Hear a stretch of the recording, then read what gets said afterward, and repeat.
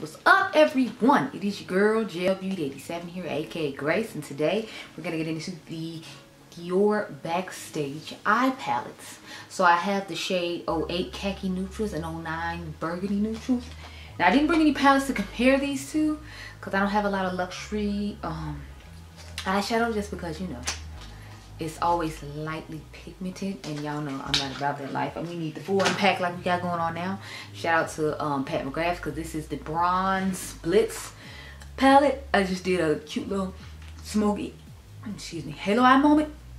But here is the Khaki Neutrals. This is the one I was most excited about, but I'm kind of disappointed because it only has satins and glitter and metallic shades in one top coat, so there's not really any mattes in here for me to do too much of anything with. So I have to use the satin as, I guess, satin mattes, if you will. I'm not sure why is the camera always black. Y'all was trying to die when I started trying to film intros to certain things after a while. It's like, look girl, get your life. Next we have the burgundy one. I'm trying to show y'all this real quick before, you know, the battery dies. But here's what she looks like on the inside. So this one has more satin,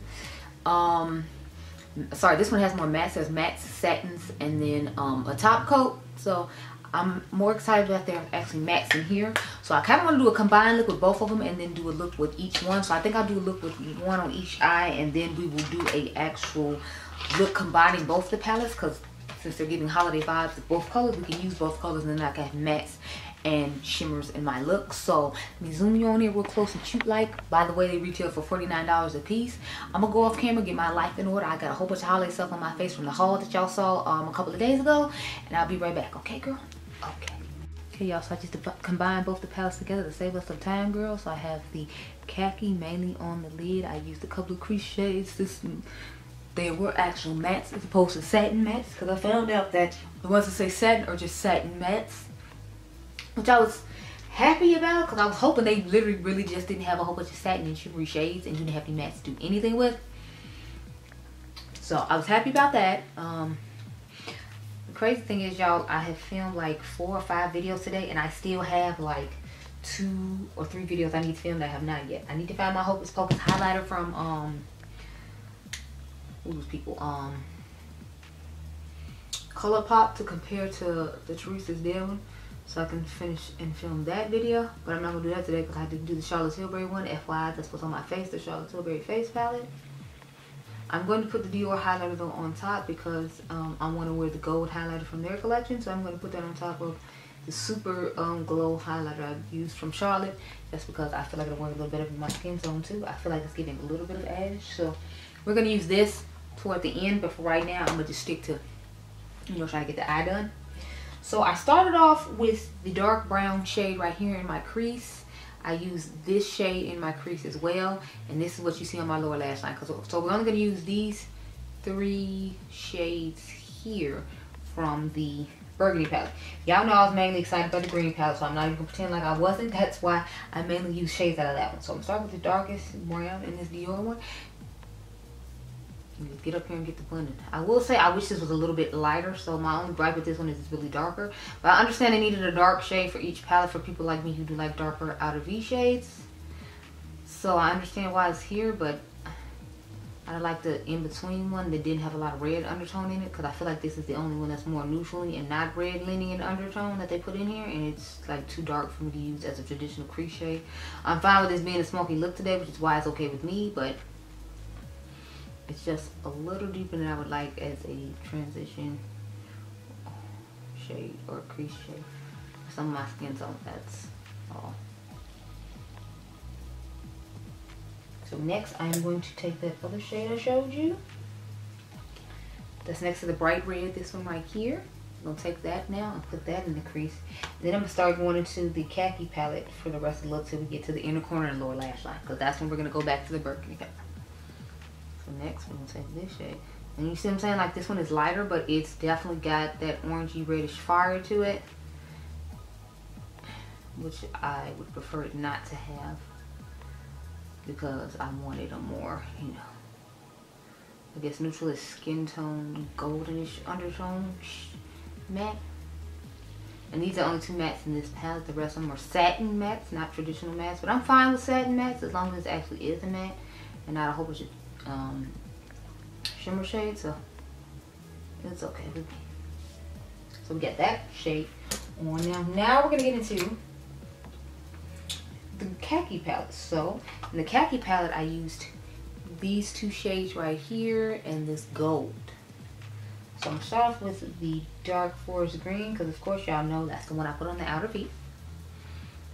And that's how I found out these were satin mattes, not just a traditional matte, which I guess works because it gives you a nice little glowing shade in the crease, and it actually to me blends out a little bit smoother because it's a satin matte. So I'm not very upset with it, but you know, since I'm used to a traditional matte, I have to adjust to the way it looks because I'm used to being a more flat matte, not a more glowy matte, because it is a satin matte. I feel like I had some of those in the Huda Beauty palette. No, I had those in Pat McGrath's 5 pans I tried today. Like the matte in there was more of a satin matte finish, and I had to adjust with that. So there was that, but you know, it's not the end of the world and it's not a huge thing. I just wanted to make you aware that they are satin mattes and not just, you know, satin like I thought. And it might have said satin matte underneath it, but when I was going through with y'all just to show the video for the haul, I didn't want to be like digging into it too far, especially since I knew y'all gonna get a dedicated video separately and we would find out that information then. So, and we are, like I just told you. Now we're going to go into that green shade that's above the dark forest green shade and get into that. So let me go ahead and just start brushing that on over here.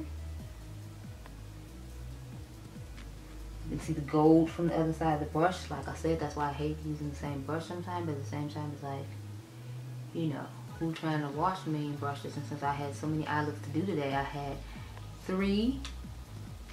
Did I do 3? I did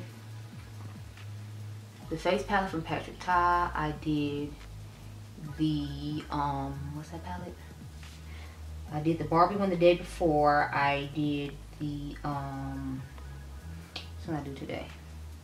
I did the Empower palette and I did the 2 quads from Mother. So yeah, I did like 3 looks today. I think 2 or 3 looks yesterday. So I did quite a few looks. Now I'm taking the gold.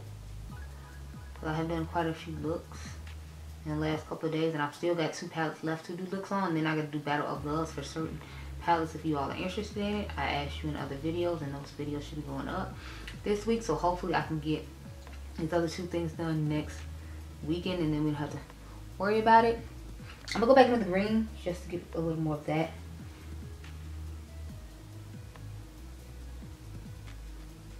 Because I feel like the gold is kind of overpowering it, if you will. And I just wanted the gold highlighter to tie in with the gold, you know, I have in the inner corner here. I'm really liking this look. But y'all know this is a traditional look I would do with this type of palette anyway. So, I mean, I'll be really surprised. No. I'm closing up the khaki one now just because we're done with it. We just need to use the burgundy one. Then I'll use the face palette, and then I will give my thoughts on both of these palettes, because this is actually my first time trying the Dior Backstage quads. I have tried Dior eyeshadows before. I had the point. Oddly enough, it said happy 2020, and it was like, yeah, the 2020 wasn't happy at all. You know. Anyway, let's put this red in the inner corner. I thought this was going to be a fun pop for this look, and then it had to be a traditional, you know, Christmas look, because I didn't want necessarily a traditional Christmas look, especially since it's October, and I haven't even gotten on my Halloween palette in. I am getting the Scooby-Doo collection from Glam Light since they announced it. I'm interested to see what that palette is going to look like, and I'm excited.